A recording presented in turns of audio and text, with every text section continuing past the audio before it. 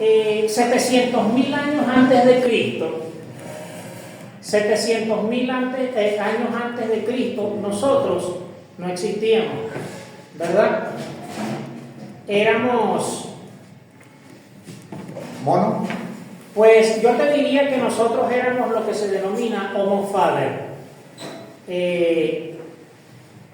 Homo erectus descubrió el fuego y controló el fuego y supo producir fuego 700.000 años antes de Cristo.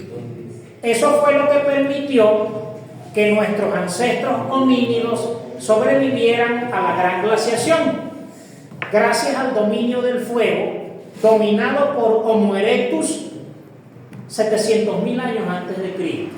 Después de Homo erectus vamos a tener el desarrollo de Homo faber, y Homo faber va a dar origen a Homo sapiens archaicus, que era pigmeo, es decir, los que hoy en día son los australianos, los indígenas australianos descendientes directos de Homo sapiens archaicus, y nosotros que somos Homo sapiens sapiens, pero hace 700.000 años antes de Cristo, Homo erectus dominó el fuego y permitió que sobreviviéramos a la gran glaciación de Gurn, porque las 4 grandes glaciaciones clásicas que tenemos, la glaciación de Gurn, la glaciación de Mindel, la glaciación de Ries y la última glaciación de Gurn, Mindel, Ries y Gums, que es la última de las 4 glaciaciones. Aquí en el continente americano se llaman diferentes. Tenemos la glaciación Wisconsin, la glaciación Nebraska en Norteamérica. En el caso de nosotros aquí en Sudamérica tenemos la glaciación Aconcagua, la glaciación Chimborazo, que es la más terrible que existió, la glaciación Orinoco y Amazonas, es la otra glaciación, las 4 glaciaciones acá. En el continente africano, la glaciación Kilimanjaro, etc. ¿Por qué se llaman así esas grandes glaciaciones? Porque los restos químicos se han encontrado en ríos, ¿verdad? O en montañas, ¿verdad? Por eso, los restos químicos geológicos encontrados en el glaciar de la Aconcagua establecen la antigüedad de la glaciación aquí en Sudamérica, o en el río Nebraska, etcétera, ¿verdad? Río Mississippi, ¿verdad? Y en la parte europea, las 4 grandes glaciaciones que suelen tener nombres de yacimientos alpinos, ¿verdad? Todas las investigaciones fósiles son así. Ustedes han escuchado hablar del periodo pérmico, ¿verdad? De la antigüedad, ¿verdad? Eso es por el nombre de un río en Rusia, el río Perm, y así sucesivamente. Los nombres de los yacimientos fósiles suelen tener, porque es allí los lugares donde se consiguen. Bien, imagínense que esas manadas primitivas de primates, valga el término,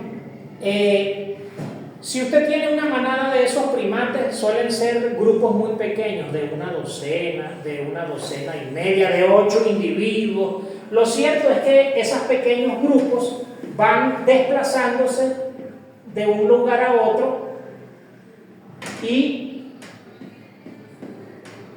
van en busca ¿de qué?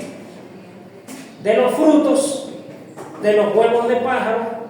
Van por las orillas de los ríos y las orillas de la playa para alimentarse de algo que es muy fácil de encontrar, las conchas marinas, que fueron una gran fuente de alimentos, ¿verdad?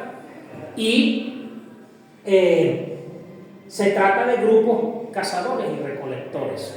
Estos grupos, usted se va a dar cuenta, aquí, en ese modo de producción primitivo, ellos van como cazadores y recolectores, recogiendo, y se distribuye por igual entre los mismos miembros de la sociedad, porque si alguien come más que el otro y se queda con las principales ventajas por encima de los demás, va a haber alguien muy débil muerto de hambre, y si hay un miembro de la manada que es débil y que no puede combatir, contra las fieras o no puede participar en la cacería, nos morimos todos. Así que la igualdad tiene que ser la igualdad y distribuimos todos por igual y tenemos los beneficios por igual y tenemos que crear un cobertizo en la noche para resguardarnos y tenemos que proteger primero a las crías y las hembras y después toda la cadena de machos en la parte más externa de aquella agrupación. Bien, ese modo de producción primitivo va a tener una modificación porque nosotros vamos a hacer un descubrimiento arrechísimo. Descubrimos que la semillita cae al piso y nace y que si yo atrapo un animal pequeño y me lo llevo para la casa, puedo tener un animal doméstico, puedo tener ganado. Y la revolución agrícola es el primer gran cambio que va a producir que abandonemos el modo de producción primitivo y vamos a llegar a una condición, ya no se trata de pequeños grupos, sino de grandes grupos, porque hay cosecha y esos grupos no se van desplazando de un lugar a otro, viven en un solo lugar, en el lugar donde hay la mejor agricultura. Pero aquí se nos va a crear un problema. ¿Cómo es tu nombre, camarada? Tú. Juan. Fíjate, Juan, que allí se nos va a crear un problema porque este bululú de gente necesita un administrador, necesita un chamán o un sacerdote, vamos a poner un chamán, que haga la diligencia con los dioses, ¿verdad? Y la danza de la lluvia y toda la vaina, para que funcione. Y se necesita un guerrero de la tribu que mantenga el orden, que defienda. Entonces, si tú te pones a ver, ese administrador con el paso del tiempo se va a convertir en su majestad el rey. El chamán se va a convertir en el sacerdote y el guerrero se va a convertir en militar. Y cuando tenemos reyes, militares y sacerdotes, tenemos una oligarquía, tenemos una clase dominante. Nos botaron del paraíso. Hemos llegado a otra evolución y fíjense, y si una comunidad le hace la guerra a la otra comunidad, los prisioneros de guerra se convierten en, porque si yo me apodero de una persona, me apodero de su fuerza de trabajo y me estoy apoderando de la riqueza. El asunto de la historia es un asunto económico para satisfacer las necesidades materiales y por eso nosotros somos materialistas. Esta explicación que yo les estoy diciendo se llama materialismo histórico, la explicación de la historia en base a nuestra realidad material y nuestros orígenes materiales y nuestras necesidades materiales, y de allí nace todo lo demás. La administración que nosotros hacemos de nuestra vida humana se llama la política, porque la palabra polis en griego significa ciudad. Entonces, ser político significa ser ciudadano. Nuestra forma de vida humana, la administración de nuestra vida humana es la política. Para que usted, aquí todavía no hay poli, aquí todavía estamos muy primitivos, ¿verdad?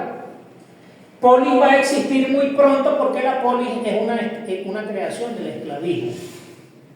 Y la democracia es una creación del esclavismo.